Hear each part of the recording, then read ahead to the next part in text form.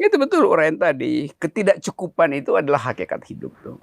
Jadi karena ketidakcukupan orang berupaya untuk membayangkan mana yang cukup.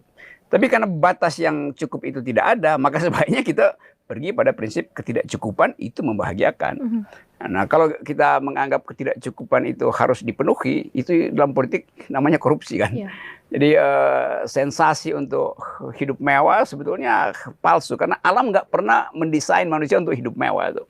Jadi kalau kita sebut ada kembang, ada kenikmatan kembang kan artinya semua wangi yang dia berikan ke kita itu gratis tuh. Tapi kalau saya mesti cari wewangian untuk memenuhi rasa estetik saya di mall-mall besar, itu artinya saya mesti korupsi juga tuh. Karena mungkin akan ada orang yang bilang, ini ada uang, silakan beli wangi-wangian. Padahal alam menyediakan wangi-wangian secara cukup.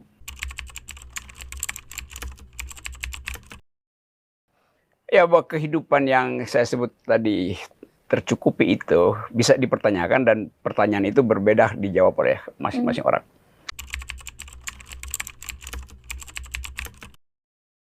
Ada banyak filsuf yang punya teori tentang just society, masyarakat yang adil. Dia harus datang dari kesepakatan mereka yang akan terkena hukum. Jadi hukum hanya boleh disebut adil kalau dibuat oleh mereka yang akan mengalami akibat gitu kan. Jadi itu poinnya tuh. Misalnya yang disebut kontrak sosial itu kesepakatan dasar yang membuat kita saling percaya kan. Yang hilang sekarang adalah trust. Ya. Nah, karena trust hilang, setiap orang mengincar orang lain kan. Dulu Thomas Hobbes pakai istilah Latin bellum omnium contra omnes. Semua orang berkelahi dengan semua orang. Lalu setiap orang jadi serigala itu, jadi homo hominidopus. Itu yang memungkinkan kita mencari titik temu lewat konsep keadilan tuh. Jadi kita sering dianggap bahwa kita udah punya konsep keadilan, ada kemanusiaan yang adil dan beradab, ada keadilan sosial. Tapi kan itu dataran normatifnya tuh. Nah, itu yang mesti terlihat di dalam kebijakan. Nah, kalau hasilnya masih ada disparitas, 2 orang Indonesia terkaya menguasai 100 juta orang terkaya, kan itu tidak adil tuh.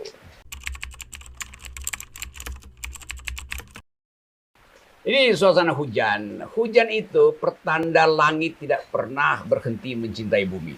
Itu quote of the day gitu.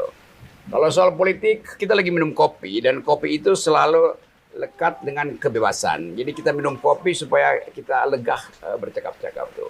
Dan kopi harus ditafsirkan sebagai komunitas pikiran. Jadi minum kopi artinya ada di dalam komunitas pikiran. Komunitas pikiran itu yang mesti kita jadikan standar peradaban politik kita. Jadi berpolitik artinya berpikir. Karena manusia dirancang untuk mengucapkan pikiran. Iya, pemerintah ngotot untuk mengendalikan opini publik dengan ancaman KUHP. Padahal sebetulnya KUHP itu barang yang nggak ada gunanya lagi. Karena kalau kita bisa bertengkar dengan pikiran, ngapain ada KUHP kan? Jadi biarkan rakyat itu dewasa sendirilah. Nggak usah diperkerakan itu. Karena memperkerakan rakyat artinya membebani kembali rakyat dengan soal politik, soal hukum, padahal ekonomi udah besar bebannya tuh. Khusus buat milenial, coba belajar retorik, belajar logik, supaya terhindar dari deli. Orang bilang Rocky Gerung itu kok nggak ditangkap-tangkap. Iya, karena aman terus ya. Aman. Karena saya pakai retorik, saya pakai satire, saya pakai logik, itu yang mengamankan kita tuh. Sebetulnya nggak boleh juga sekedar dipaksa begitu. Tapi ada keindahan di dalam argumentasi. Jadi pelihara argumen, hindari sentimen.